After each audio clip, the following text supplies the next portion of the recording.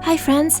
Today I'll show you my techniques to sketch freely from your own imagination without using any reference, just making good use of your own fantasy and how I develop it. Before we start, I just want to clarify that I do not think referencing is bad. Actually, I believe it's a great exercise. I said this many times, but I also believe it's equally important to train your own brain and your own imagination. Maybe you want to draw and you don't have access to a reference, or you simply want to create something from scratch, etc. So if you have difficulty visualizing and imagining things, or you're simply art blocked, keep on watching. Whenever I feel like drawing, not gonna lie, I usually start with an idea already in mind. Whether it's a pose, a general shape, or a theme I want to follow.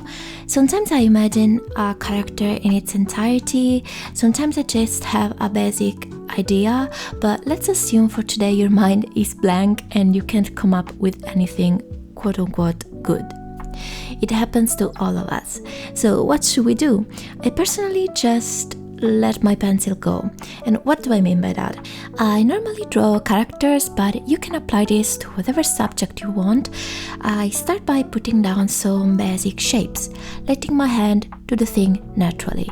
Doesn't matter if it doesn't look good to your eyes, this is an exercise. We need more bad sketches, you know? Sometimes I also simply create a silhouette like this, and I do it very small. This helps you to see the overall picture shape of your subject before going in with lines.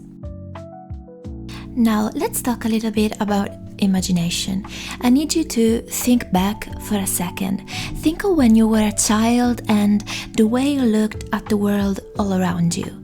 Everything had to be discovered, everything had a touch of magic, everything, literally everything, was inspiration. This is a mind exercise that I like to do daily because now we look at things and we take them a little bit for granted, you know what I mean? Because they are not special anymore, there's no novelty, and that translates on paper. That's why our minds are often very blank, because we lost the magic of slowing down and enjoying the little details of life. When you look at a leaf now, for example, it's just a leaf, right? When you were a kid though, I can clearly remember how my eyes used to zoom into things, and that curiosity, we need to revive that because it is of immense help for our heart. And this is the most important thing. This is the basic of making art, whatever type of art, from scratch. The world around you is your reference. We just need to relearn how to really look at things. You master this and you're done. The video could end here, but no, I have more tips for you, so let's keep going. So all of these things I just said will help you sketch freely by picking up little details from your own brain, things that maybe you saw during a walk, or the shape of a cloud you saw from a plane, all details that pop up in your mind. For example, since we put down the body now, I just go ahead and add details without overthinking.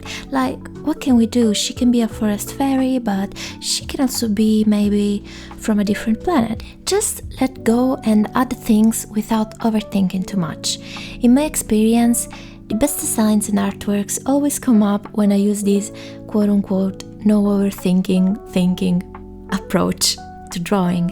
And I know it might sound counterintuitive, but this is actually you letting your subconscious do the thing without necessarily restricting yourself with a single idea. After years of making art and being in this field, I strongly believe there's a big difference between being art blocked and being uninspired. In my personal experience, art block might come from me being maybe sad, or I cannot put anything on paper. It doesn't matter if I'm inspired or not. Personally, to me, it's a completely different feeling. While being simply uninspired means you need to find something to get your mind and thoughts running, to ignite that spark, and it can be anything, maybe a song or a movie or a book. Now, I know these things are completely subjective, but trust me when I say that sometimes we forget about them. And it's undeniable that we live in a doom-scrolling era. I too fall into that hole sometimes, and when I do, my mind feels so numb. We need to be careful to the content we consume. At least we need to try to shape our algorithms to show us the things we truly love. We are subjected to so much information, so if you're struggling to draw from your imagination, trust me, this can be one of the reasons. Try to balance the use of your phone with other things, for example, books. Reading is the best way to imagine things because it allows you to create, combine entire scenes and images into your head without the visual input, and that is something I feel we all need. If you're an artist and you've never picked up a book in your life, or you think it's boring, you just need the right book and the right genre to suit your taste. I always feel super inspired after reading even just a couple pages because my head is filled with ideas and images. Building inspiration can be hard at the beginning, but slow down in your life, take 30 minutes out of your day to read, listen to music, or going for a simple walk, and your imagination will thank you.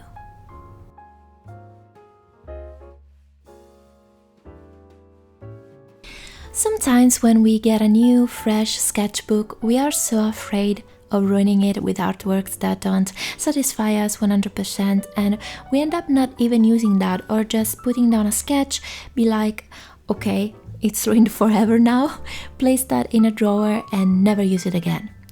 I'll tell you now, we need to stop that, and I've been guilty of it too in the past. See, sketchbooks are an extension of us artists. They are meant to be messy, they are meant to be free and used and be full of art. I'm not saying you can't have a theme, it's your sketchbook after all, so you do you. For example, I want to draw faces only on this page for today, or plants, whatever you want, and having a sketchbook handy is probably the best tool to practice what I said previously, because you can let your hand go and draw whatever pops into your head. Maybe if you are really afraid of ruining it, try to get a less expensive one so you don't feel guilty and just start drawing. So now we move on to a different, more practical topic, which is making your hand comfortable when drawing. I found that for myself, using the right pencils and brushes, even digitally, made a world of a difference for a nice and seamless drawing session. When I sketch on paper and I choose a pencil or a brush, I try to look for a nice, comfy grip so I don't get hand pain, and a balanced graphite like HB or 2B so I can sketch fully with a single pencil and move easily from sketch to sketch without changing pencil. Now, sometimes I go in to darken things up with a 6 or 7B, but most of the sketches I prefer doing it with a single pencil. You can even use a ballpoint pen if you wish. There's really no rule here, just find what you're comfortable with, that tool that you know will be reliable for you, so when you have a rush of inspiration, you don't have to rummage in your pencil case to choose. And same thing goes for digital brushes, because if you're new to digital art, it can take a while to adjust to the feeling and choosing a sketching brush you really enjoy. My suggestion is that you play around with the Brush Studio and make a customized brush for yourself, just how I did. If you want to try this one, it is free on my coffee shop. All of these little bits and details are important to do beforehand if you haven't already, because they are small distractions, and if you're struggling already with imagination, you want to be able to grab your sketchbook, grab your iPad and just draw without thinking too much, as I said before, because you already know those tools work for you. Choosing your supplies is, of course, a pleasure, so doing it in a different moment makes it even more special, I believe. Now, as you probably noticed, I didn't mention your possible drawing skill level in this video, because you can pick up a sketchbook even if you've never drawn before, and that could be the start of your drawing hobby or possibly career. This is more of an encouragement to slow down and stop thinking necessarily about the final outcome, just enjoying the process of holding a pencil and drawing.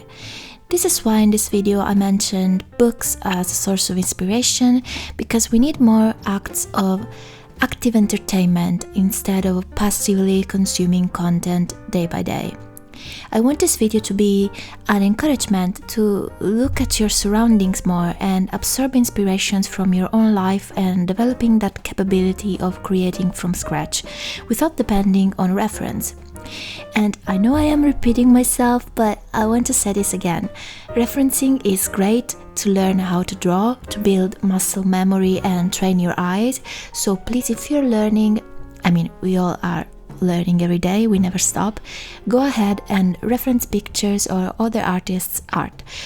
But remember to keep the balance and avoid becoming dependent on it, because remember that your brain is powerful and so is your fantasy and imagination.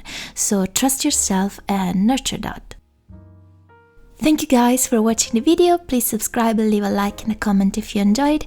I realize I never say that. I guess I'm still learning how to YouTube. Please take care and have a lovely day. Bye!